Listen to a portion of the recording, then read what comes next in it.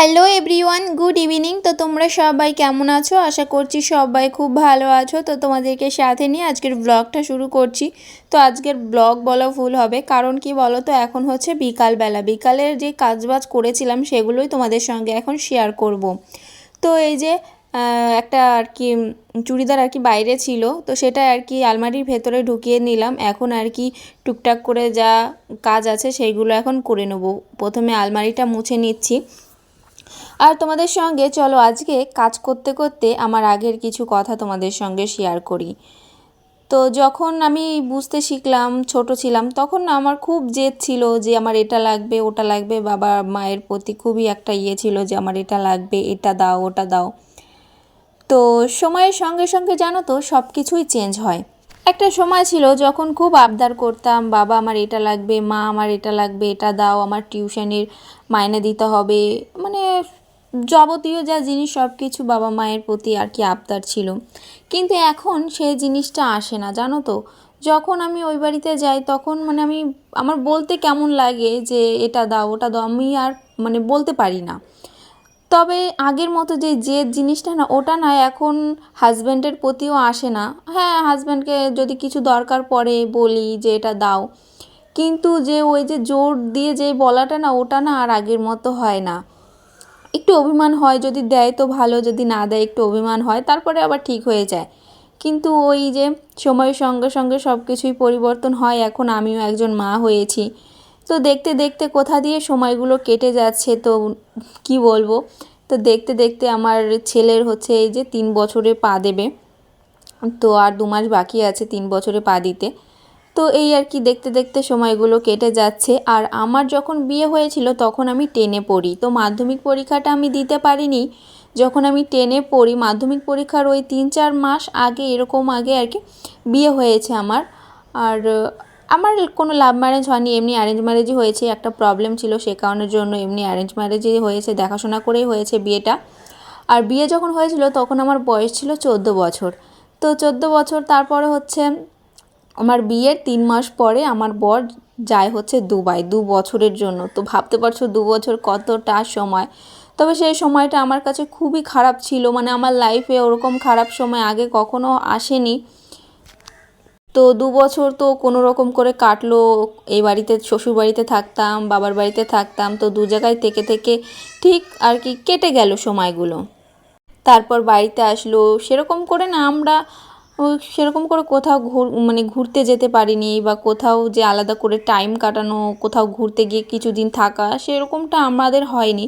কারণ 2 বছর ছিল বাইরে, তারপরে 2 বছর পর বাড়িতে আসার পরে অয়ন পেটে আসলো, তারপর অয়ন হলো। অয়ন ছোট ছিল, তো মাঝে শুধু ওই একবার গেছিলাম পুরীতে, তাছাড়া কোথাও যাওয়া হয়নি। আর এখন আমার বয়স দেখতে দেখতে 21 বছর হয়ে গেল।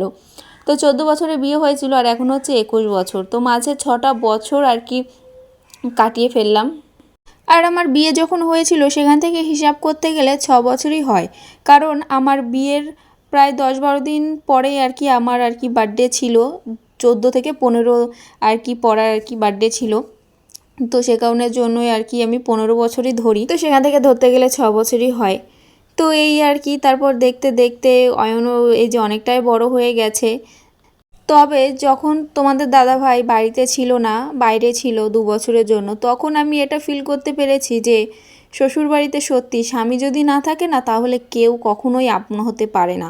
সে যতই ভালোবাসুক না কেন, সেই যেই স্বামী বাড়িতে থাকা যে জায়গাটা না, সেইটা না কখনোই হয় না।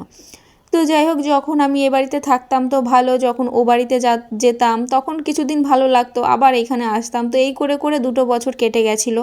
আর এখন খুব খারাপ লাগে, খুব কষ্ট হয় যে আমি যখন মানে বিয়ের আগে এটা চাইতাম ওটা চাইতাম, জেদ করতাম, এটা খাবো না ওটা খাবো না, এটা ভালো হয়নি ওটা ভালো হয়নি, অন্য কিছু রান্না করো, মানে এরকমটা বলতাম। কিন্তু এখন সেই জিনিসটা না আসে না।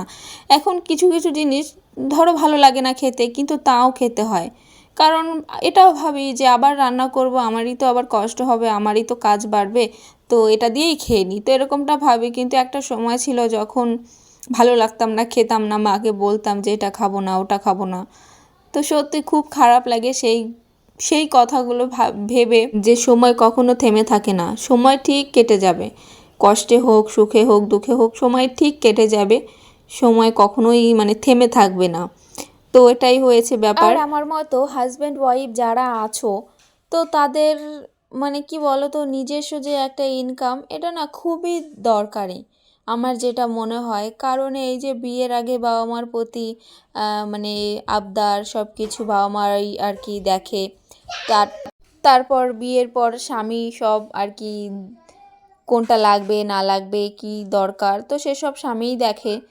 কিন্তু নিজস্ব যদি ইনকাম থাকতো না, সেই টাকাটা যে মানে নিজে ইনকাম করে যেই টাকাটা খরচ করা, ওইটার যে আনন্দ কতটা তো কি বলবো, মানে খুব ভালো লাগে জানো তো।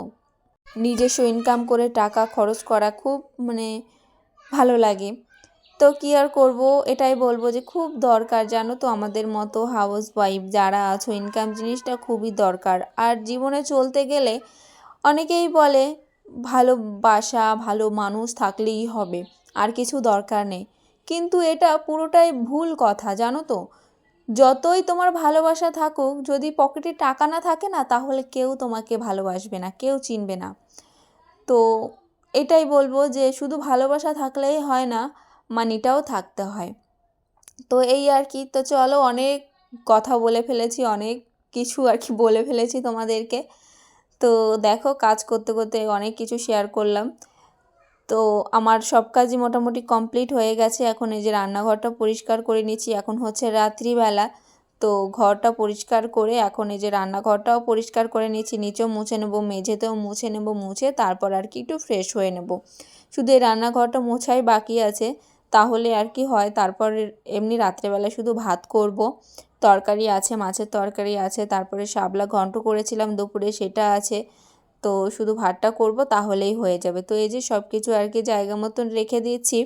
আর এখন বাজে ওই 8:30টার মতো। যখন রান্নাঘরটা মুছেছিলাম তখন টাইম ছিল হচ্ছে ওই 7টা এরকম। তো তারপর আর কি ফ্রেশ ট্রেশ হয়ে একটু আর কি বসেছিলাম, দিয়ে তারপর এখন আসলাম ভাতটা বসাতে। তো এই যে এখান থেকে চাল নিয়ে নিলাম, তারপর আর কি ভাতটা বসিয়ে দেবো। আর এই টাইমে আর কি রোজ আমি ভাত বসাই, আর দুবার করে ভাত রান্না করি, এক হচ্ছে দুপুরবেলা আর হচ্ছে রাত্রেবেলা। সকালে বি, একলা একলা বলো, এ বি, তারপরে D, E, E, F, G, H, I, J, K. শুধু পড়তে বসে এরকম কে করে, পড়তে বসে। তো ভাতটা বসিয়ে তারপর আসলাম ঘরে। আর এখন এইখানে দেখো অয়ন বই পড়ছে, শুভ আর কি দেখিয়ে দেখিয়ে দিচ্ছে ওর ভাইকে। আর শুভর বয়স হচ্ছে এই যে 5 বছর পড়বে, আর অয়নের হচ্ছে 3 বছর পড়বে, 2 বছরের ছোট বড় 2 ভাই। তো গাইজ এখন কটা বাজে জানো, এখন বাজে হচ্ছে 11:30। তো 11:30 বেজে গেছে, রাত 11:30 বাজে এখন। তো খাওয়া দাওয়া অনেকক্ষণ আগেই হয়ে গেছে। তোমাদের দাদাভাই তো ঘুমিয়ে পড়েছে, অয়ন ফোন দেখছে, অয়ন এখনও ঘুমায়নি। তো ওর পাপার ফোন দেখছে। আর এদিকে আমি আসলাম ব্লগটা এন্ড করতে। তো ব্লগটা এন্ড করা হয়নি, তো ভাবলাম তাহলে এখনই এন্ড করি। আর ঘরে ফ্যান চলছে, তারপর লাইট জ্বালাতে দিচ্ছে না, লাইট জ্বালালে আর কি উঠে পড়বে তোমাদের দাদাভাই। তো সে কারণের জন্য আর কি রান্নাঘরে এসে কথা বলছি। তো এই আর কি। তো এখন যাব হচ্ছে ঘুমোতে। তো অয়নও তো ঘুমোয়নি এখনো। তো যাই হোক, চলো ব্লগটা এখনই এন্ড করছি। তোমরা সবাই খুব খুব ভালো থেকো, সুস্থ থেকো। দেখা হবে নেক্সট ব্লগে।